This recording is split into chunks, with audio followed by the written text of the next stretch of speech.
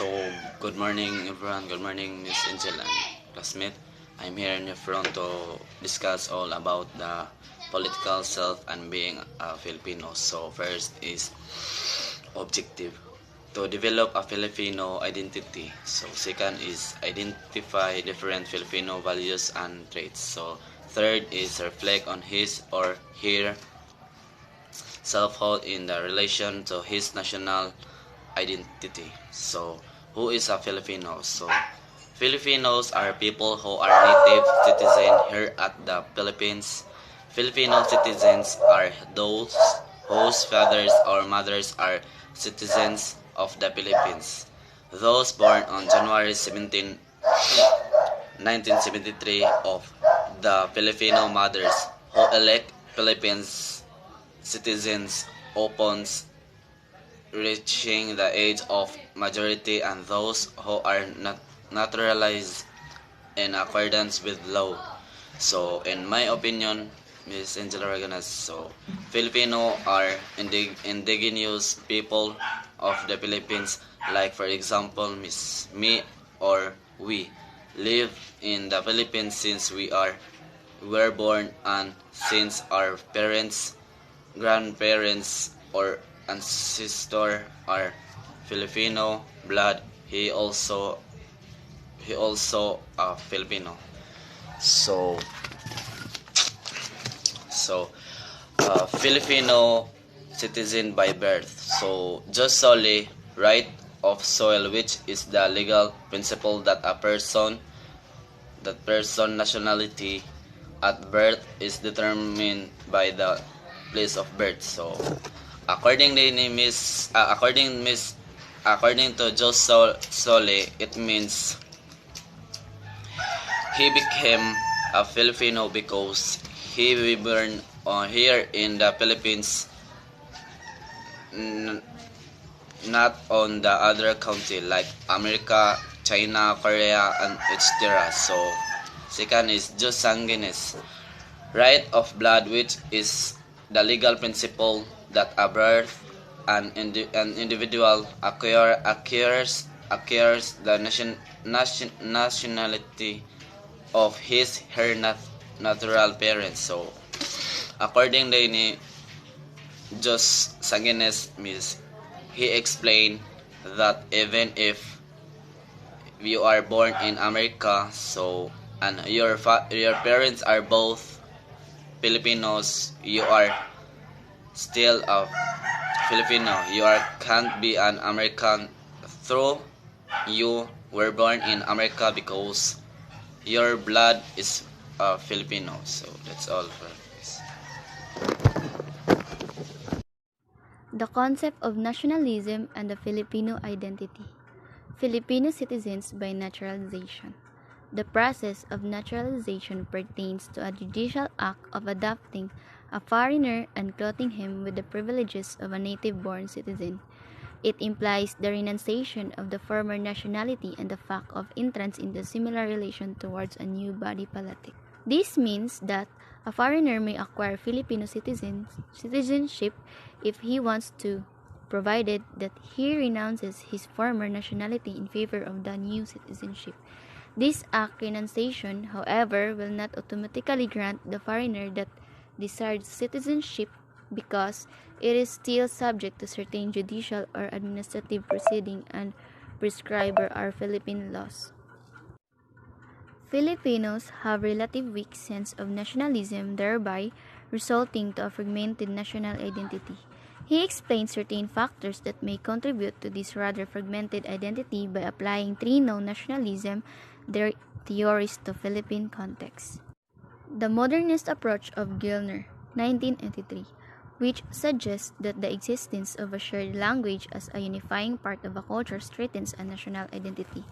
Next is the ethno-symbolist approach of Anthony Smith, 1997-2009, which views nation as a name and self-defined human community whose members cultivate shared myths, memories, symbols, values, and traditions, reside in and identify with a historic homeland, create and disseminate a distinctive public culture and observe shared customs and common laws.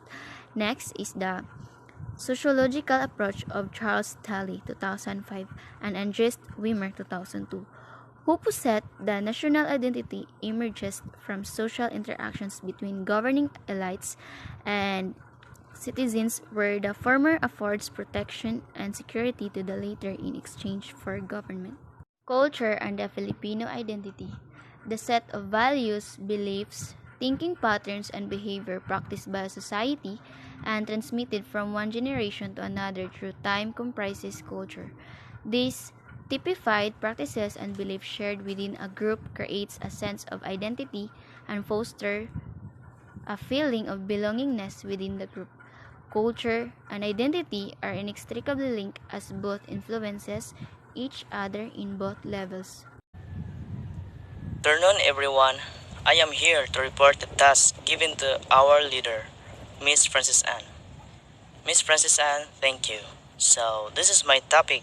By the way, before I start, I am Arlie Tracy Halbo, under the group number 4. So, first, my topic is the values and threats. So, we know already what is the values and threats. So, first is the hospitality.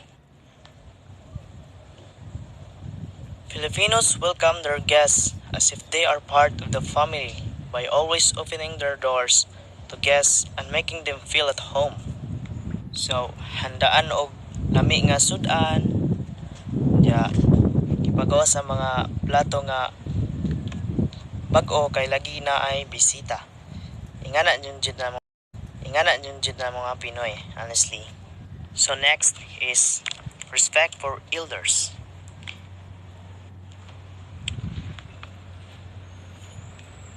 Filipinos give high regard to elders, whether they are related or not. Filipino children are taught to greet their elders by politely taking the leader's hand to their foreheads. Uttering manupo, po and opo is always imperative to use in conversing with the elderly. So, yes, kung magulang pa nato og edad, we give our respect the way ta nga muspiksad, po at opo, laging nasa puso. Even if dili nato tigunsa, deserve gyud niya nga i-respect gyud nato siya. We have to respect them. So next, close family ties. Filipinos are keeping an up family relationship even if their children are already emancipated. Family ties is important because it's your family. Dinha man jud ka nag-una, nagmatngon og nakaton. Kung natay mga problema, wala tay laing maduulan, family ra jud. So, treasure your family and your close relations together with them before it's too late. Next is self-sacrifice.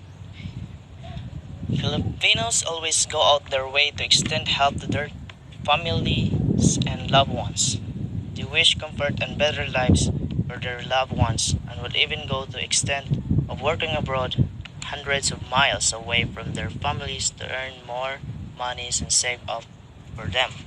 So, self-sacrifice. So, we need a self-sacrifice para sa ato arasad na o sa atong mga loved ones like family. It's our challenges. Dili ta makaton og makusgan kung walay sacrifice. Dili ta makapot sa atong mga pangandoy kung walay paningkamot. Tanan nga mga pagsalay ato ra dyan malampasan. Og kabalo ang Ginoo nga kaya ra kayo na nato. All the problems have solution. Usa ta mahimong successful himon sa taniyang kusgan. So natay challenges, but in the challenges we need to sacrifice. So that's it. So next, bayanihan. The bayanihan spirit means helping each other and giving without expecting something in return. So, bayanihan, best example is katong nagtinabangay nga nag-asnat o balay. Nagkahiusa sila para magtinabangay bisag walay suhol or anything nga nakabuhat og maayo pinaagi sa pagtabang sa mga nanginahanglan bisag walay suhol. That's what we call bayanihan. So, naara sa tayo ginatawag nga negative traits. Under sa negative traits, bahala na attitude is the first. Bahala na attitude, known as bathala na. God and the praise means leaving everything into God's hand. Example is in our Filipino, bahala na na, ginora ang mag-igo. And that reaction nga murag walay pakisa padulngan. See it. So, next is colonial mentality. Colonial mentality, it connotes lack of patriotism and the attitude where Filipinos favor foreign products more than their own. Example is kanang mas namalit kag produkto made of the other country nga mas ningisalig ka sa ilang produkto kaysa ato ang kaugalingon nga made of Philippines. So, proud ka sa lain nga produkto. So, next is crab mentality. Now, crab mentality, these traits talk about being insecure or jealous of another's achievement. So, being insecure or jealous of others' achievement, you are insecure. Pataka lag isulti nga makapaguba o kaugmaon sa usa ka tawo. Manira na lang. Another example is kanang mamasangil, kanang atong words nga siya o, turaay, dili oy, siya o. So that's what we call crab mentality. So kung atong i-base sa crab kay kanang magbinirahay, magtinukluday, ingana siya. The next is nasa tayo ginatawag promoting sense of nationalism. Under sa promoting sense of nationalism is be an active Filipino citizen. As a Filipino, we need na dapat responsibilitas sa tanang panlalakad diri sa atong lugar. Have faith in God, respect for life, respect for law. Ang government have concern with the family and the future generations. Always active being Filipino. So that's it. So next is study the Philippine history. So why we need to study Philippine history?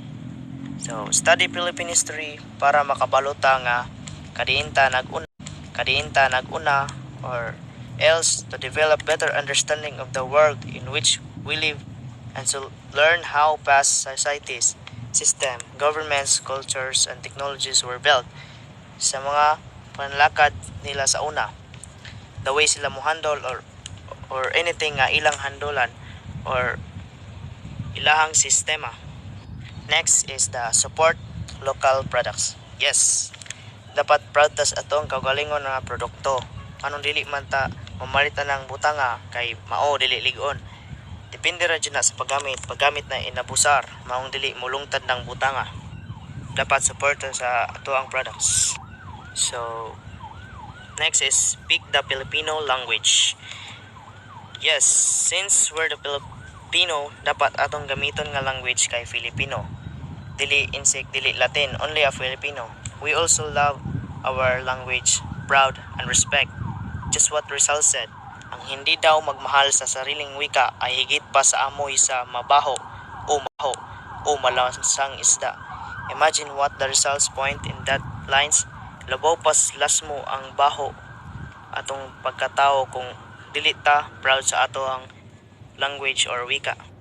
Lastly is do not spread fake news and be democratic in engaging with dissent. Kita baya mga Pinoy kay daghan kayong marites bisan dili mao ang istorya pataka lag panabi puno kuhaan baya ang istorya pakis maawayan ta ana. So aware jud ta ana. We need to know the whole details first usa pay panabi or else kung mahimo dili na lang jud ta mo tingog para dili ta kitag away. So dapat kabalutaan ang tawhana kung unsa iyang uyon or dili uyon. We need to know how to tame that person. Kabalota mo sabay or mo support na lang tas iyang pangbuhaton. So that's all. Good afternoon once again.